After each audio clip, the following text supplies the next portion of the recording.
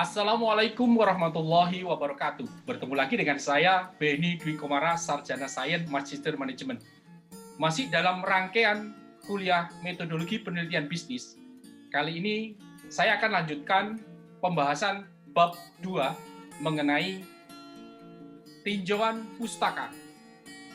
Sebelumnya, kalau yang belum melihat video tentang cara memilih judul yang bagus melalui ResearchGate dan metodologi perbedaan antara kualitatif dan kuantitatif, kemudian pembahasan tentang bab 1, silakan disimak video-video saya sebelumnya.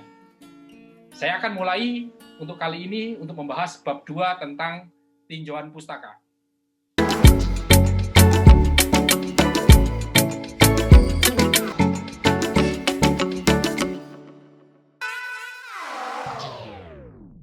Baik, kita lanjutkan. Kita masuk ke cara cerdas cepat menyelesaikan bab 2, yaitu tinjauan pustaka. Langsung kita mulai. Saya sampaikan lagi outline penelitian.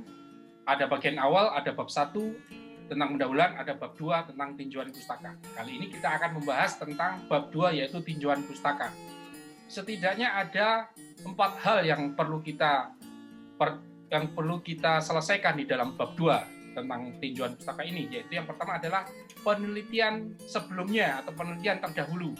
Yang kedua adalah landasan teori, yang ketiga adalah hipotesis, yang keempat adalah kerangka pikir. Apa itu? Kita akan bahas. Yang pertama adalah penelitian sebelumnya atau penelitian terdahulu. Untuk mengetahui bangunan keilmuan yang sudah diletakkan oleh orang lain, maka kita perlu melihat penelitian sebelumnya atau penelitian terdahulu. Apa manfaatnya? Sehingga penelitian yang akan dilakukan benar-benar baru dan belum diteliti oleh orang lain. Jadi ada unsur originalitas atau keaslian dan ada unsur novelty atau kebaruan. Yang kedua, tentang landasan teori.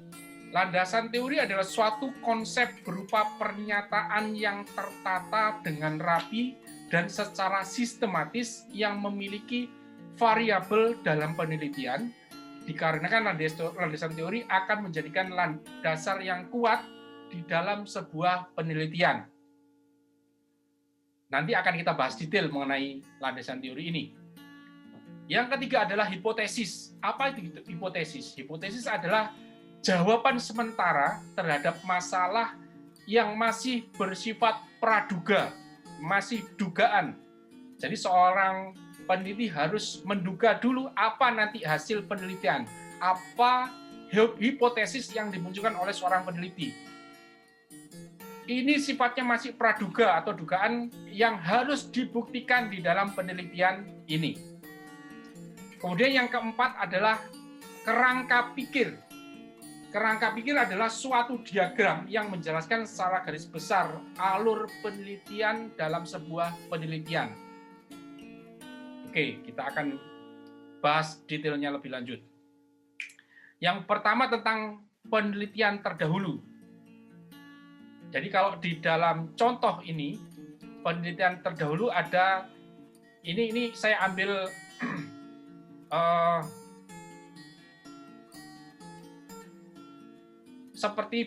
seperti yang sudah saya sampaikan di bab 1, saya mengambil contoh sebuah judul pengaruh orientasi kewirausahaan dan saluran distribusi terhadap kesuksesan sebuah usaha pada UKM kopi.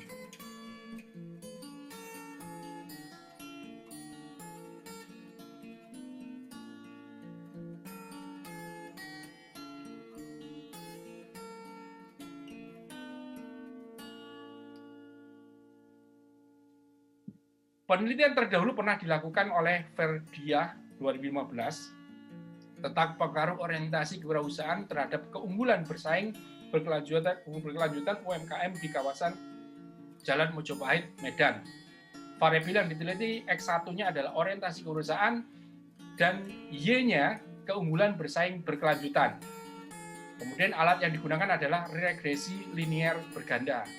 Hasilnya adalah orientasi kewirausahaan berpengaruh secara positif dan signifikan terhadap keunggulan bersaing berkelanjutan UMKM di kawasan Jalan Mojopahit, Medan. Penelitian yang kedua dilakukan oleh Revina Septika 2015, yaitu pengaruh modal, lokasi, dan pengetahuan yang mendorong keberhasilan usaha mobile data internet di sepanjang Jalan Mansur, Medan. Modalnya adalah X1, lokasinya X2, pengetahuan X3, dan keberhasilan usaha adalah Y, menggunakan regresi linear berganda. Hasilnya adalah modal berpengaruh secara positif dan tidak signifikan terhadap keberhasilan usaha. Lokasi berpengaruh secara positif dan signifikan terhadap keberhasilan usaha. Pengetahuan berpengaruh secara negatif dan tidak signifikan terhadap keberhasilan usaha mobil data internet di Jalan Mansur, Medan. Itu referensi penelitian yang kedua. Penelitian yang ketiga oleh Bambang Sudarsono 2015, analisis pengaruh orientasi kewirausahaan terhadap strategi bisnis dan peningkatan kesuksesan. Orientasi kewirausahaan X1, strategi bisnisnya Y-nya, menggunakan regresi linear berganda. Hasilnya apa? Orientasi kewirausahaan dan biaya strategi pemimpinan berpengaruh terhadap kinerja usaha. Itu dari ini saya hanya mencontohkan ada 3 penelitian terdahulu. Dari situ kita akan membuat mana sih yang belum. Yang belum dilakukan adalah orientasi kewirausahaan dan distribusi jalur distribusi juga faktor-faktor yang mendukung kesuksesan itu belum diteliti, dan belum diteliti juga di lokasi tertentu, di mana lokasi yang terdekat dengan kita, misalkan di daerah Gresik, di daerah Surabaya, di daerah Medan, atau yang belum pernah diteliti oleh peneliti terdahulu. Itu. Oke, saya rasa cukup jelas. Saya masuk ke landasan teori. Nah, landasan teori tadi saya sudah jelaskan adalah suatu konsep berupa pernyataan yang tertata dengan rapi dan secara sistematis yang memiliki variabel dalam penelitian, dan dikarenakan landasan teori akan menjadi landasan kuat di dalam sebuah penelitian yang akan kita lakukan. Tadi kita di video sebelumnya, di pendahuluan kita sudah belajar tentang pokok bahasan, kemudian mengurutkan pokok bahasan itu, kemudian pokok bahasan itu selanjutnya kita gunakan untuk mendetailkan teori. Nah, ini contohnya. Kalau tinjauan pustaka bab 2, 2.1 dari penelitian dahulu, 2.2 adalah landasan teori. Tadi saya sudah sampaikan, kewirausahaan adalah pokok bahasan kita. Kemudian didetailkan lagi, ada kewirausahaan, ada organisasi kewirausahaan, ada saluran distribusi, ada fungsi saluran distribusi, dan lain sebagainya. Nanti akan saya tunjukkan lebih detail lagi bagaimana membuat tinjauan pustaka atau membuat landasan teori. Oke. Tentang hipotesis, saya berikan contoh. Hipotesis adalah pernyataan atau dugaan yang sifatnya sementara yang harus dibuktikan kebenarannya melalui penelitian. Di video sebelumnya saya sudah jelaskan tentang 3 tujuan penelitian. Tujuan penelitian kemudian dikonversi menjadi hipotesis. Hipotesisnya di sini yang pertama adalah orientasi kewirausahaan berpengaruh positif. Berpengaruh positif artinya kalau orientasi kewirausahaannya nilainya semakin tinggi, maka keberhasilan usahanya akan semakin tinggi pula. Dan signifikan artinya sangat berpengaruh terhadap keberhasilan usaha pada UKM kopi. Itu hipotesis yang pertama. Hipotesis yang kedua, saluran distribusi berpengaruh positif dan signifikan terhadap keberhasilan usaha pada UKM kopi. Artinya semakin saluran distribusi ini tertata dengan bagus, maka akan semakin tinggi tingkat keberhasilan usaha UKM kopi.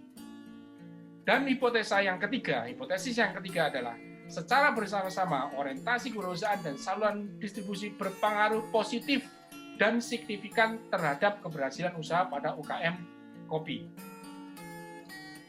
Saya rasa jelas hipotesisnya.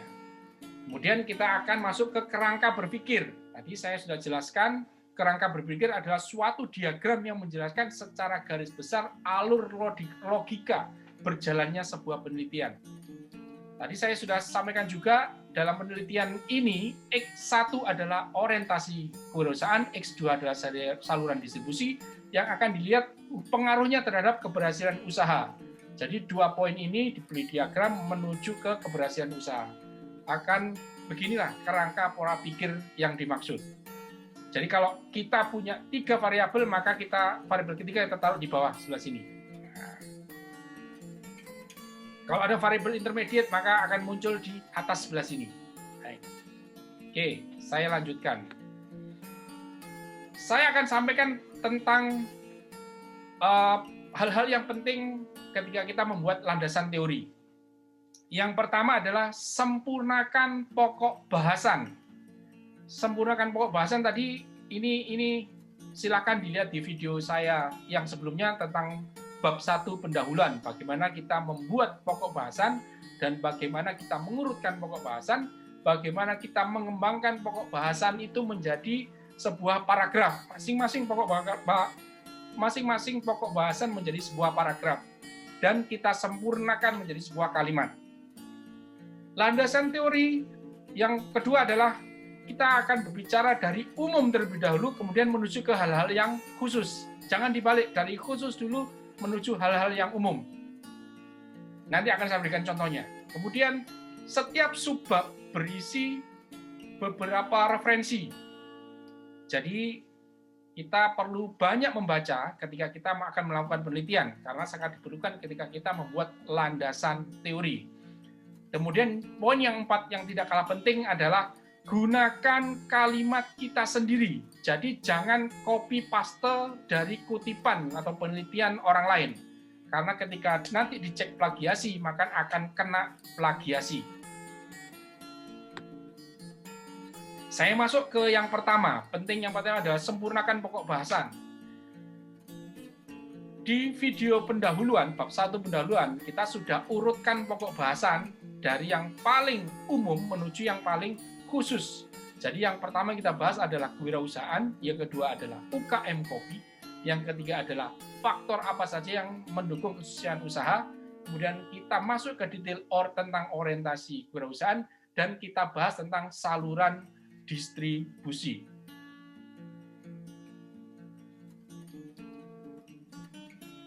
Jadi nanti ketika kita bicara 2.1 kewirausahaan, maka akan ada detailnya, pengertian kewirausahaan, 21.2 pentingnya kewirausahaan, 21.3 misalkan tentang jenis-jenis kewirausahaan dan lain sebagainya. Begitu juga dengan pokok bahasan kedua, UKM. Apa itu pengertian UKM? 22.2 pentingnya UKM, 22.3 jenis-jenis UKM.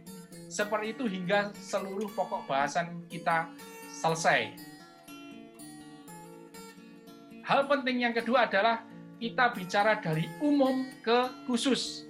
Umum ke khusus, umum apa? Global secara kewirausahaan, kemudian dari kewirausahaan ada UKM kopi, UKM minyak, UKM cengkeh, UKM teh. Kita masuk ke lebih detail dari kewirausahaan adalah UKM kopi. UKM kopi apa yang membuat kesuksesan usaha? Kemudian faktor-faktor dari yang banyak membuat kesuksesan usaha kita ambil 2. Yang satu adalah orientasi kewirausahaan, dan yang satunya adalah saluran distribusi. Jadi seperti itu, dari umum ke khusus.